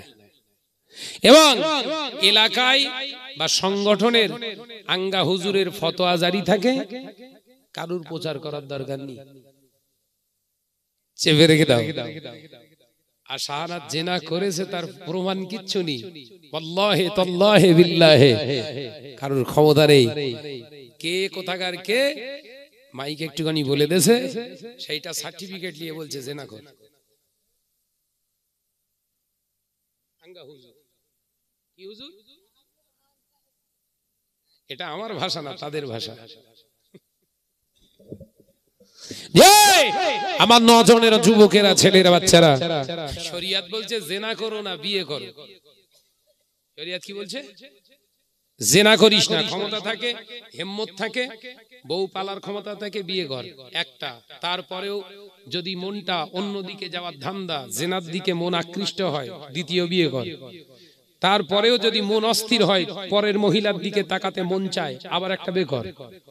তারপরেও যদি 3টে বিয়ের করার পরে বউ নিয়ে সংসার করার পরেও যদি আরো মন অস্থির থাকে, আবার একটা বিয়ে কর। কটা বলেছে? কোরআনে আছে, বলো কটা? 4টে। ভাই জেনার কথা বলা আছে, একটা বউ থাক আর বাকি সব সাইডই রাখ। আল্লাহ কোরআনে জানিয়ে দিয়েছেন, ওয়ালা তাকরাবুজ জিনা, আমি আল্লাহ পাক জানিয়ে দিলাম, জিনা করা তো দূরের কথা, জিনার ধারে কাছে যেন যাস না। আঙ্গা হুজুরের বিচার কি? আঙ্গা হুজুর কথা বলে না তো, ভুল করে ফেলেছে, আর কি করা যাবে। 3 দিনের জন্য তোমার বরখাস্ত করা হলো, কি শাস্তি দিব? কেন বলেন দিন? ওটা ভাই সম্পর্কে হয়তো। এই এলাকার হারামখোর নেতা আর ওই আঙ্গা হুজুরের ভিতরে পার্থক্য আছে, কথা বলে না তো। তার মানে ওই আঙ্গা হুজুরটা হচ্ছে হারামখোর, এর ওর বিচার ওইরকম হবে কেন? এই কথা বলছেন না কেন? ও নজনেরা, মুরব্বিয়ান গণেরা, ছেলেরা, বাচ্চারা, পর্দানশীনা মা ও বোনেরা, হযরতে ফারুক আযম ওমর রাদিয়াল্লাহু তাআলা আনহু হুজুর আমার নবীর সাহাবী হযরতে জাবের রাদিয়াল্লাহু তাআলা আনহুর হাতে তুলে দিলেন, ও আল্লাহর বান্দা, নবীর সাহাবী ভাই জাবের হাতে তোমার চাবুক তুলে দিলাম। আল্লাহ যতটা ক্ষমতা তোমাকে দান করেছে, তুমি পুরো ক্ষমতাটা আল্লাহর হুকুমে আমল করবার জন্য প্রয়োগ করো। আমার ছেলে বলে তুমি মেনো না, অপরাধীর শাস্তি হিসাবে তুমি শাস্তি দিতে থাকো। আমি তোমাকে দায়িত্ব দিলাম। আল্লাহর বান্দা নবী সাহাবী ভাই যাবে, যদি আমার ছেলের দিকে খেয়াল করে ওমরের বেটা বলে কণ্ঠিত বোধ করো, কৃপণতা করো, যদি দয়া দেখাতে চাও, এর জন্য জবাব কিন্তু কিয়ামতের দিনে আপনাকেই দিতে হবে। একবার জোরে বলুন না সুবহানাল্লাহ, একবার জোরে বলবেন না। তার মানে আর কমজোরি থাকবে? চাবুক নিয়ে শানাক শানাক করে মারতে শুরু করছে, বাপের সামনে ছেলের পেটাচ্ছে। এই আলোচনা বুঝতে পারছেন নাকি? আর আমাদের কোচির মার কাছে এসে কোচি শুধু বলে যে স্যার আমার মেরে, কি বলছে? স্যার আমার মেরেছে, ওমা স্যার আমার মেরেছে। ওর মা বলছে ওর এত বড় সাহস, হ্যাঁ ও স্যার, ও স্যারের জাত। শাড়ি না উল্টো পেকে নিয়ে এই সাইড পুরো জানলা খুলে দেস, কথা বলে না, জানলা খুলে দে গিয়ে বলতে আপনি মারলেন কেন? হ্যাঁ টাকা পয়সা দিয়েছি ছেলে আপনার মার খাওয়ার জন্য, আপনার মাস্টারি ঘোষাবো। স্যার তখন বলছে দেখেন না ভুল হয়ে গেছে, আর কিছু। এও ভেড়া ও ভেড়া, তাহলে ওর বাচ্চা ওর স্টুডেন্ট কি তৈরি হবে? ছাগল হবে? ও ভেড়া। আমরা মাদ্রাসায় পড়াশোনা করেছি, মাদ্রাসায় পড়াশোনা করছি, মোটা মোটা লাঠি চোখের সামনে মেরে চুরমার করে ফেলছে, বাপ দাঁড়িয়ে রয়েছে, বলার হুকুম নেই। আর এখনকার ছেলেদের বল না রে বাবা, শুধু একবার স্যারের আমার ডান্ডা চোখ বার করেছে আমরা আঁটির মতো, বাড়িতে যে বলছে ওমা স্যার আমার দিক ফিরে বড় বড় চোখ বার করে, সঙ্গে সঙ্গে এই দেখো তোমার ছেলের এরকম চোখ বড় বড় পাকিয়েছে, তুমি একবার কি হুমকি দিয়েছো? বাপ গে পুরো পুরো এড়ে গরু, কথা বলে না কেন? কি গরু বললুম বাপ? পুরো এড়ে গরু। শিক্ষকের সামনে বলছে আপনি যা ইচ্ছা তাই করবেন নাকি? হ্যাঁ, ওর ছেলে কি গরু হবে? ও হচ্ছে ডবল এড়ে, এড়ের বাচ্চা ডবল এড়ে। ভাইরা, নজনেরা, যুবকেরা, ছেলেরা, বাচ্চারা, পর্দানাশীন মা ও বোনেরা, হযরতে ফারুক আযম দেখতে লাগলেন 1 ঘা 2 ঘা 10 ঘা 20 ঘা 30 ঘা 40 ঘা 50 ঘা 60 ঘা 70 ঘা 80 ঘা বেত্রাঘাত করে করে গোটা চেহারাটা, ছেলের চেহারাটা ফারুক আযমের সামনে ফাটিয়ে ফেলেছে। গোটা চেহারা থেকে খুন ঝরে ঝরে রক্ত শূন্য হয়ে মারা গেলেন, ইন্তেকাল হয়ে গেলেন। ইন্না লিল্লাহি ওয়া ইন্না ইলাইহি রাজিউন। আল্লাহ নবী সাহাবীর বেটা সামনাসামনি ইন্তেকাল হয়ে গেল। আল্লাহ নবী সাহাবী ফারুক আযম হযরতে ওমর রাদিয়াল্লাহু তাআলা আনহু, হুজুর নিজের বেটা নিজে নিজে হাতে করে গোসল করিয়ে দিলেন, কাফন পরিয়ে দিলেন, নিজে জানাজার ইমামতি করলেন। মদিনার কবরস্থান, জান্নাতুল বাকি কবরস্থানের শেষ প্রান্তে একটি জায়গা, সেই জায়গায় কবর খনন করে কবরের ভিতরে ঢুকিয়ে দিয়ে হুজুর মাটি চাপা দিয়ে সাহাবায়ে কেরামদের লক্ষ্য করে বললেন, ও নবী পাকের সাহাবীরা দাঁড়িয়ে যান, বিচার এখনো শেষ হয়নি। মরা মানুষের গায়ে আঘাত করা শরীয়ত বৈধতা দেয় না। শরীয়ত যদি বৈধতা দিত আমি ওমর মেরে দিতাম। আমার ছেলে 80 ঘা বেত্রাঘাতে মৃত্যুবরণ করেছে, তাই কবরের ভিতরে ঢুকিয়ে দিয়ে আমি ফারুক আযম ওমর এখনো 20 ঘা বাকি যেটা রয়েছে আমি আমার ছেলের গায়ে না মেরে তার কবরের উপরে 20 ঘা বেতের আঘাত করে, আল্লাহর হুকুম যেহেতু 100 ঘা মারতে হবে, বাকি 20 ঘা মেরে দিয়ে আল্লাহর হুকুমকে জমিনে জিন্দা রেখে দিলাম। একবার জোরে হবে না?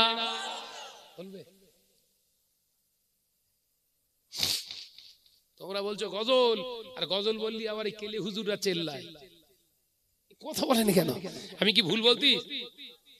আপনারা বলছেন, রিকোয়েস্ট করছেন ভাইজান একটু গজল বলেন, ভাইজান একটু নাত বলেন। আপনাদের রিকোয়েস্টে আমি বলি আর ফাটেও দে। আমি কি কথা ঠিক বলছি না ভুল বলছি? যাই হোক, বলছে যখন একটু বলি, বলবো বলবো নাকি? আপনার চাইলে বলবো, যদি ওদের জলে জোরে বলে জ্বলুক, যত জ্বলবি তত জ্বালাবো। কথা বলে রে কেন? মহাব্বতে সে দরুদ আল্লাহুম্মা।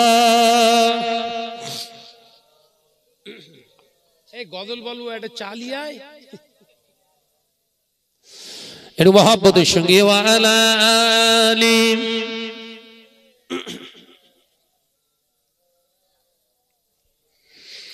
আল্লাহ আল্লাহ আল্লাহ আল্লাহ আল্লাহ আল্লাহ সুবহানাল্লাহ আল্লাহ আল্লাহ আল্লাহ আল্লাহ আল্লাহ আল্লাহ সুবহানাল্লাহ।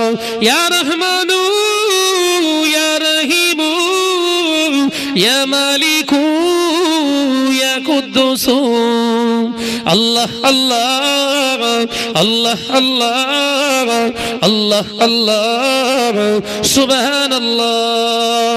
জমিন ও আসমান যা কিছু আছে, জমিন ও আসমান যা কিছু আছে, রবের নামে জিকির করে। জোরে হবে না? আরে কি জোরে হবে না? আল্লাহ আল্লাহ আল্লাহ আল্লাহ আল্লাহ আল্লাহ সুবহানাল্লাহ। রাতের আকাশে তারকারা ভাসে, রাতের আকাশে তারকারা ভাসে, রবের নামে তাসবিহ পড়ে। জোরে হলো কই? আরে কি জোরে হবে না? আল্লাহ আল্লাহ আল্লাহ আল্লাহ আল্লাহ আল্লাহ সুবহানাল্লাহ।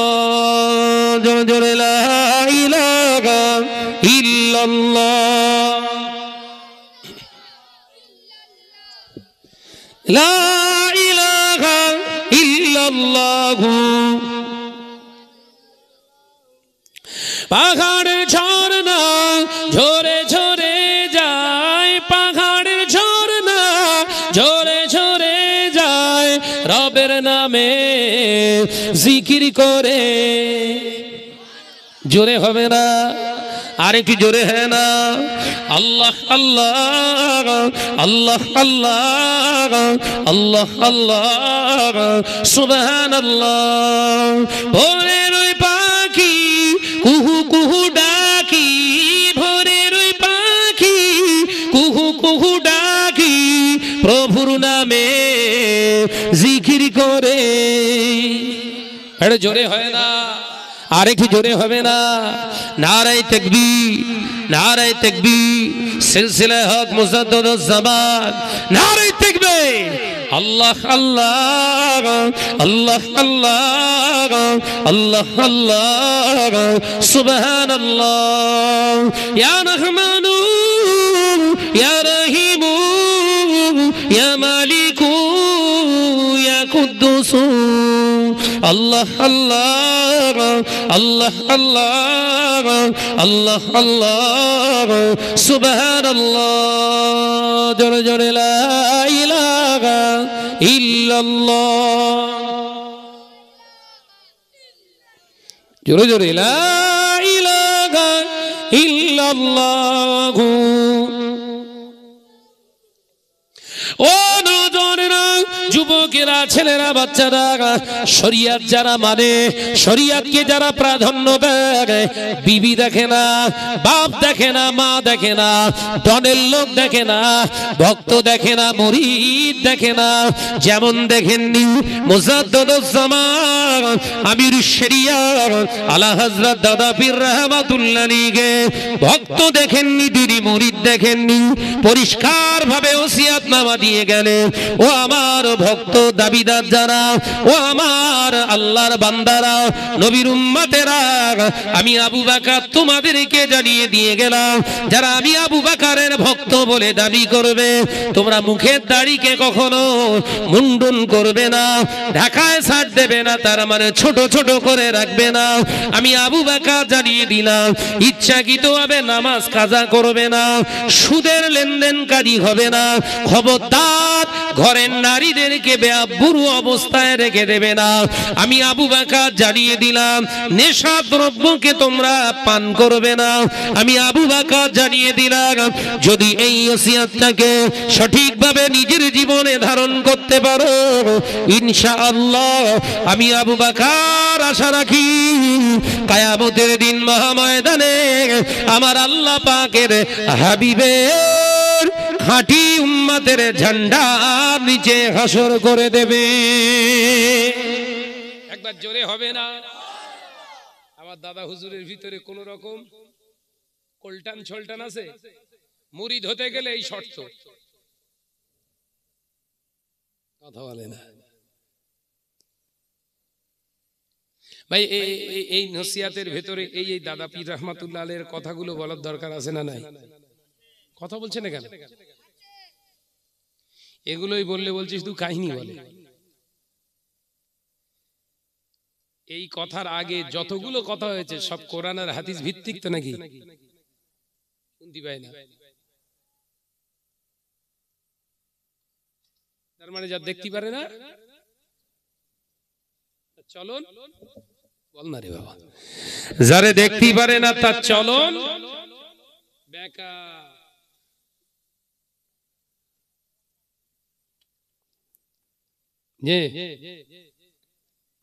সাবধান হন। আর দুটো বাকি আছে, বলবো না থাকবে। একটা বাজ দিয়ে গেছে, আমি ঘড়ির দিক খেয়াল করিনি, পেরে একটার কাছে ধাক্কা খেয়ে গেছে।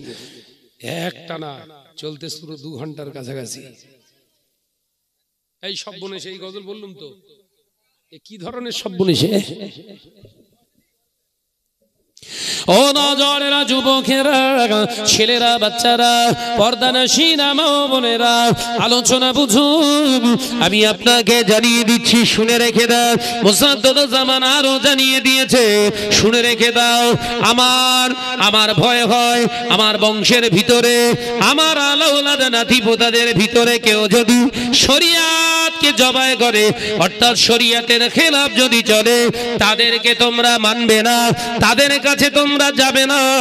কিন্তু আমি আবু বকর জানিয়ে দিয়ে গেলাম, তাদের পিছনে তোমরা সমালোচনা করবে না। কারণ নবীর পাক জবানে জানিয়েছে, আল্লাহ পাক কোরআনে সূরা হুজুরাতের ভিতরেও জানিয়ে দিয়েছে, আল্লাহ নবী পাক জবানে জানিয়ে দিলেন, আল গিবাদু আশাদ্দু মিনাজ জিনা। যারা গীবত করে, পরনিন্দা করে, এরা হলো জিনাখোরের থেকে খারাপ, এরা জিনাকারীর থেকে খারাপ। আমি আবু বকর জানিয়ে দিয়ে গেলাম, আমার আলাউলাদ যদি শরিয়াতের খেলাফ কাজ করে, তোমরা তাকে মানবে না, কিন্তু তার পিছনে তোমরা গীবত করবে না। দাদা হুজুরের ব্যানার পেছনে টাঙিয়ে আর দাদা হুজুরের আওলাদদের খোঁচা মেরে মেরে কথা বলবা, তুমি বড় হুজুর না বড় শয়তান? কথা বলছে না কেন? তোমার হুজুর মানতে হবে আমার?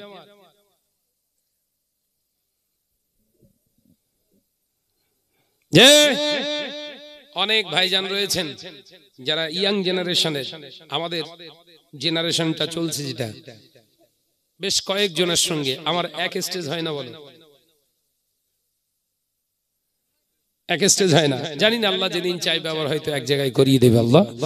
তো জীবনে কোনোদিন, যতদিন এই 7-8 বছর ধরে এক স্টেজে আমাদের ওয়াজ হয় না, এই কজনের সঙ্গে কোনোদিন শুনেছেন শাহনাজ ভাইয়ের মুখ থেকে তাদের বিরুদ্ধে সমালোচনা?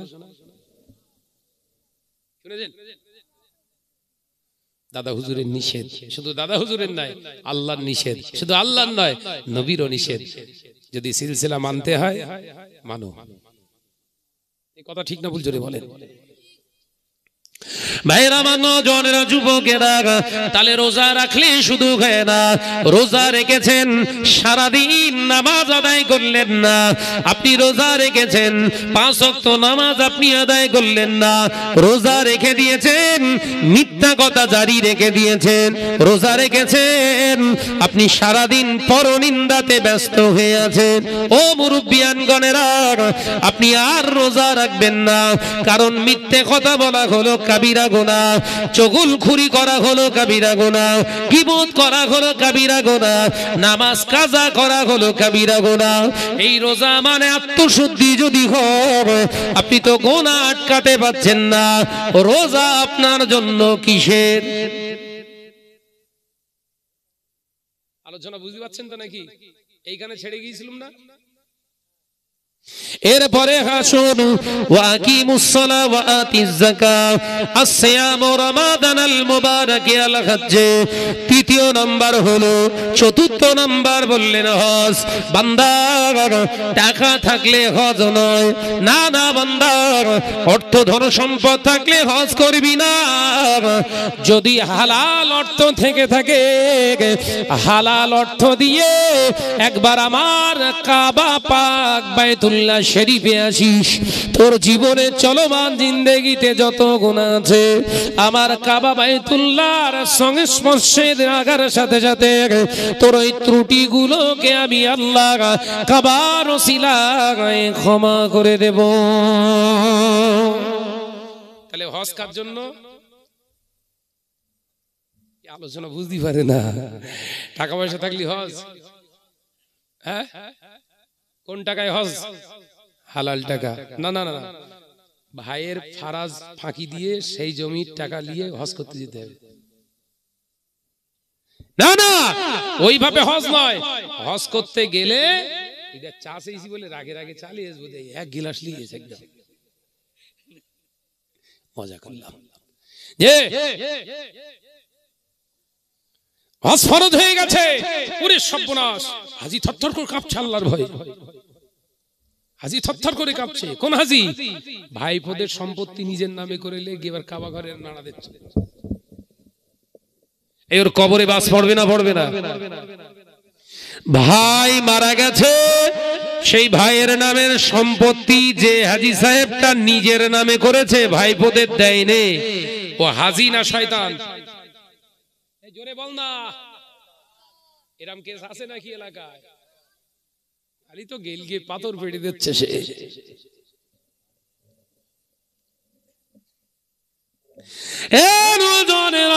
যুবকেরা, ছেলেরা, বাচ্চারা, হালাল অর্থ নিয়ে হজে গেলে কি ফায়দা পাবে?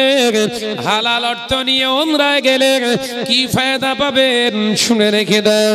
হালাল অর্থ খরচ করে যখন আপনি আল্লাহর খানায় কাবায় যে পৌঁছালেন, আল্লাহর খানায় কাবা শরীফকে যখন আপনি দেখলেন, দেখার পরে আল্লাহু আকবার, আল্লাহু আকবার কবীরা, আল্লাহু আকবার বলে আল্লাহর দরবারে দুহাত উঠিয়ে দোয়া চান। যে দোয়া চাইবেন আমার আল্লাহ পাকের ওই দরবারে ইলাহিতে আপনার চাওয়া দোয়া যদি হালাল হয়, সাথে সাথে আল্লাহ কবুল করে নেবে। একবার জোরে হবে না? মানুষের কষ্ট দিয়ে অন্যায় ভাবে গরিবের মাল হস্তগত করে, অন্যায় ভাবে মানুষের হক মেরে দিয়ে, পরের সম্পত্তি দখল করে, মানুষকে বিনা কারণে গালাগালি দিয়ে কাবা বাইতুল্লাহ শরীফে গিয়ে যদি মাথা ঠুকে ঠুকে হাজি তুই মারাও যাস, তোর কবরের আযাব বন্ধ হবে না।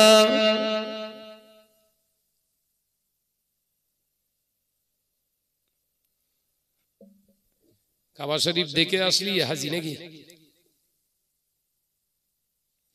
ও নজনেরা, আমি আলোচনা বাড়াবো না, সংক্ষেপ করে দিচ্ছি। কাবা শরীফ দেখলে যদি জীবনের গুনাহ মাফ হয়ে যায়, কাবার কাবা হলো আমার নবী, কাবার কাবা হলো আমার নবী।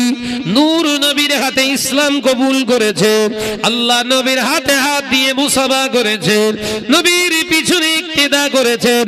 নবী যেমন রঙের পাগড়ি পরিধান করতেন, সেই রকম পাগড়ি পরিধান করেছেন, নবীর মতো জুব্বা পরিধান করেছেন। আমার নবী পাকের এক জায়গায় বসে দস্তরখানায় খাওয়া দাওয়া করেছেন।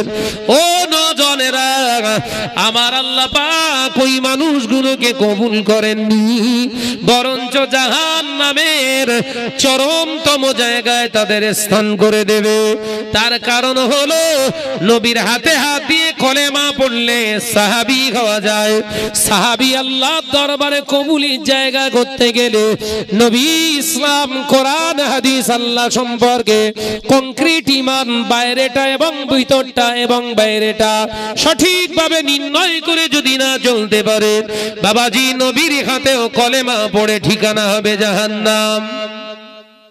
বুখারীর হাদিস, নাম বলে দিয়ে যায়, নাহলে আবার ধোঁয়াশা থেকে যাবে আপনাদের ভিতরে। নাম আব্দুল্লাহ বিন উবাই ইবনে সুলুল, মুনাফিকদের সরদার।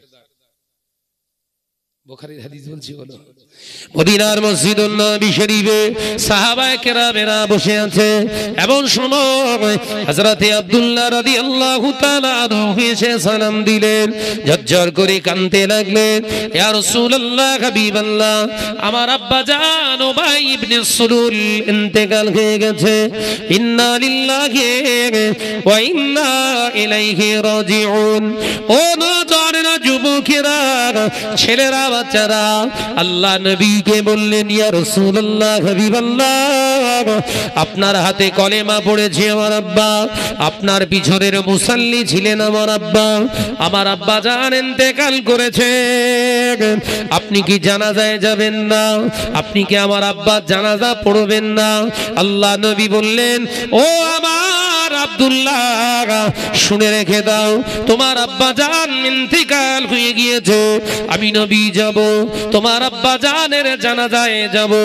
ও না জানেরা, নবী বলা শেষ না, হযরতে ফারুক আযম উঠে দাঁড়ালেন, ইয়া রাসূলুল্লাহ, হাবিবাল্লাহ, হুজুর আপনি উবাইয়ের জানাজায় যাবেন বলছেন, কিন্তু আমি ওমর জানিয়ে দিলাম, আমি বেঁচে থাকা অবস্থায় কোনো মতে উবাইয়ের জানাজায় যেতে দেব না। আমার আলোচনা মাথায় ঢুকছে বাপ? ওমর, হযরতে ওমর ও নবীর পিছনে নামাজি, নবীর পিছনে মুসল্লি, আর উবাই ইবনে সুলুল নবীর পিছনের মুসল্লি। ভালো করে বুঝলেন? আলোচনা বুঝলেন না? শেষ করে দেবো আমি, আলোচনা শেষ করে দেই নাকি? আর আলোচনা দরকার নেই না, এটা বোঝাবো, কথা বলে না। হযরতে ওমর রাদিয়াল্লাহু তাআলা আনহু বললেন, ইয়া রাসূলুল্লাহ, হাবিবাল্লাহ, উবাই আপনার হাতে কলেমা পড়তে পারে, উবাই ইবনে সুলুল নামাজ পড়তে পারে, ওর টুপি আছে, দাড়ি আছে, জুব্বা আছে, কিন্তু ও তো ইসলামের জন্য কিছু করেন না, বরঞ্চ যত কিছু আলোচনা হয়েছে বারে বারে ও কাফেরদের কাছে জানিয়ে দিও ইসলামের বড় ক্ষতি করেছে। ইয়া রাসূলুল্লাহ, হাবিবাল্লাহ, সেটা আপনি আমার থেকে অনেক বেশি জানেন, তাই ওই মুনাফিকের জানাজায় আমি আপনাকে যেতে দেব না। শুরুতে একটি আয়াতে কারিমা পড়েছিলাম, মনে আছে তো? উদখুলু ফিস সিলমি কাফা, মনে পড়ছে?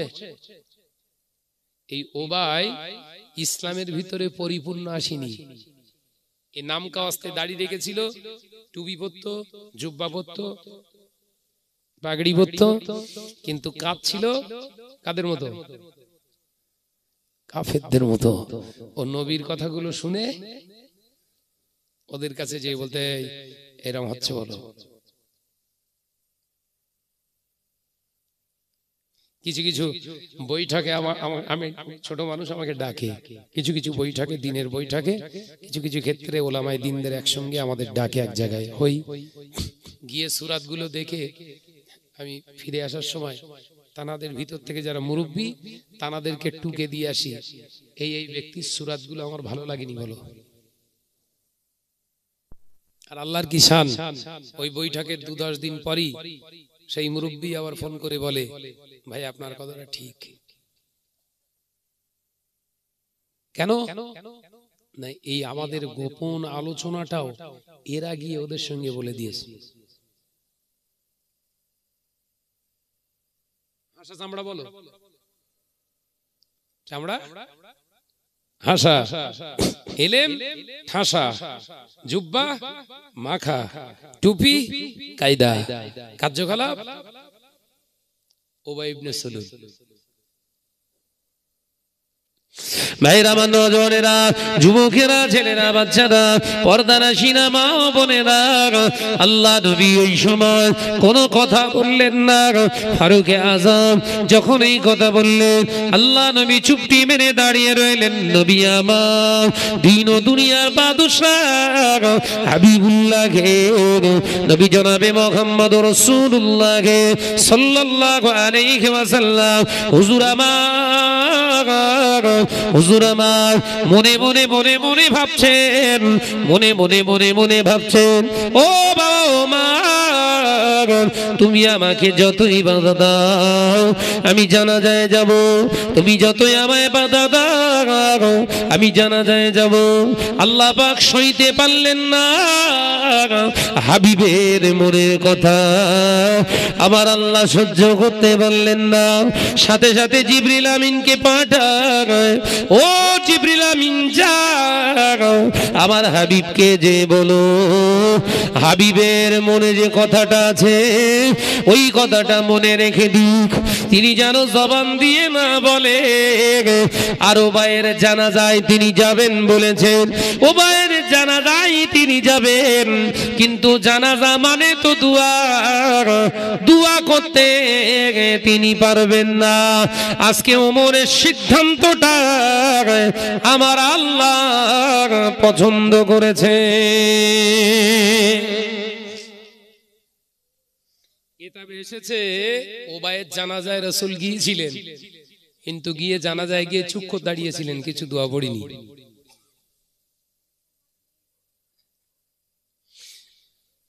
তাহলে টুপি দাঁড়িয়ে আর হুজুর সেজে ঘুরলে হবে? কথা বলে না কেন? দাদা হুজুর করে চিল্লালি হবে? আর আওলাদদের গোষ্ঠী উদ্ধার করে দিচ্ছ, এমন এমন কমেন্ট করে রেখে দিয়েছে, বাগদিজ্জাত থেকে শুরু করে কত রকমের খারাপ খারাপ কমেন্ট করছে। এরা কারা? ব্যানারে বলছে দাদা হুজুর জিন্দাবাদ, আর এই মোবাইলে লাইভ হচ্ছে, দেখেন আমার গোষ্ঠী উদ্ধার করে দিচ্ছে। এমন এমন খিস্তি মারে ওরা, সেসব খিস্তি ডিকশনারিতে পাওয়া যায় না। এরা কারা? এ কথা বলছেন না কেন? এরা কারা? এরা কাদের ভক্ত? এদের গুরু কারা? ভাবার সময় এসেছে, ভেবে চলুন। ভাবার সময় এসেছে, ভেবে চলুন। ইসলামের 5টা স্তম্ভ, এই 5টা খুঁটির বিষয়ে আজকে ন্যূনতম একটু একটু ধারণা দিয়ে গেলাম।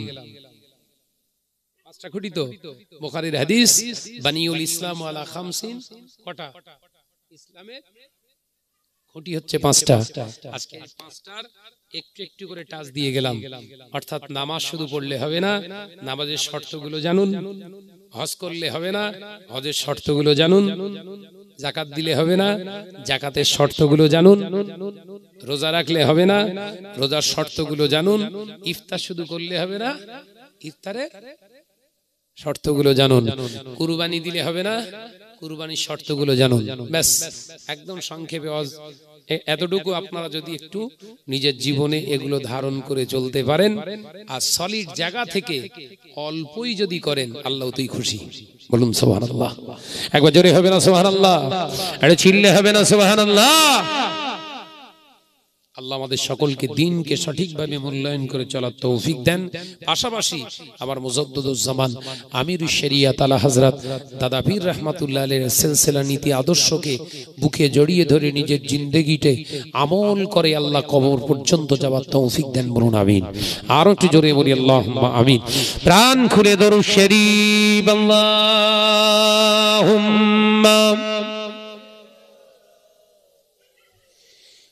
আওয়াজ খুব খারাপ, একটু জোরে হবে না বাপ? একটু জোরে বল বাপ। আল্লাহুম্মা সাল্লি আলা।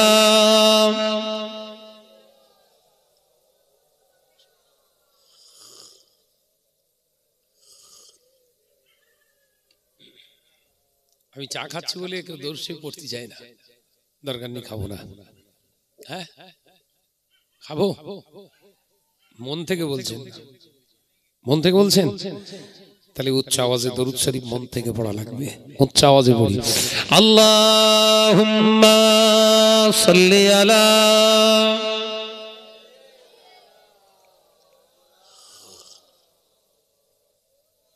ওয়া আলা আলি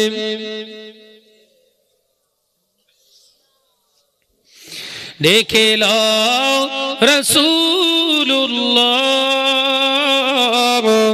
রোজা পাকের কিনারে, আমি সইতে পারি না বিরহ ব্যথা, ধন্য করো দিদারে। জোরে হবে না? একটু জোরে বলবেন না? ডেকে লও রাসূলুল্লাহ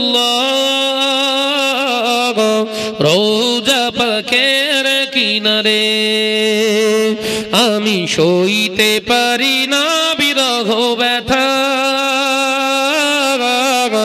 ধন্য করো দিদারে।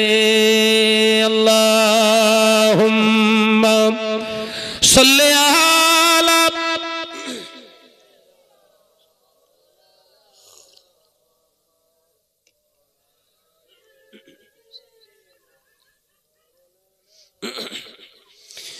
নূরে উজ্জ্বল চেহারা তোমার, দেখে মন যে ভরে যায়, তোমার ওই গুম্বাদে খাজরা দেখে ঈমানও বেড়ে যায়। একবার জোরে হবে না? ডেকে লও রাসূলুল্লাহ রোজা পাকের কিনারে, আমি সইতে পারি না বিরহ ব্যথা, ধন্য করো দিদারে। আল্লাহুম্মা সাল্লি আলা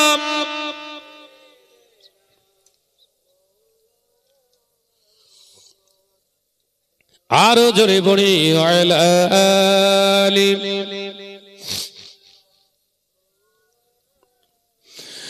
মদিনার ওই আকাশ, মদিনার ওই বাতাস, মদিনার ওই আকাশ, মদিনার ওই বাতাস, মদিনার ওই জবালে উহুদ তোমাকে ও সালাম জানাই। একবার জোরে হয়, আর একটু ঝেড়ে হয়, নারে তাকবীর, নারে তাকবীর। ডেকে লও রাসূলুল্লাহ রোজা পাকের কিনারে, আমি সইতে পারি না বিরহ ব্যথা, ধন্য করো দিদারে। আল্লাহুম্মা সাল্লি আলা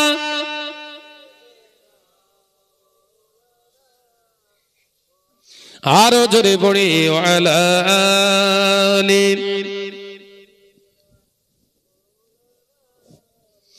দেখতে দেখতে 1:17 হয়ে গেছে, মানে 17 মিনিট এক্সট্রা আপনাদের কষ্ট দিয়ে ফেললাম। আসলে আমি কোন জিনিস বোঝাতে গেলে আমার মনের মতো করে আমি যদি বিশ্লেষণ না করতে পারি আমার মন পোষায় না। আপনাদের কি হয় জানি না, কোন জিনিস শরিয়তের কোন হুকুম আহকাম যদি মূল্যায়ন করে না বোঝাতে পারি, মনে হয় স্টেজে ওটা আমার ঠিক হয়নি। তাই আপনাদের মূল্যবান এক্সট্রা 17 মিনিট আমি নিয়ে ফেললাম। মনে কষ্ট পেলেন নাকি বাপ? মনে দুঃখ হলো? দাওয়াত দেবেন না?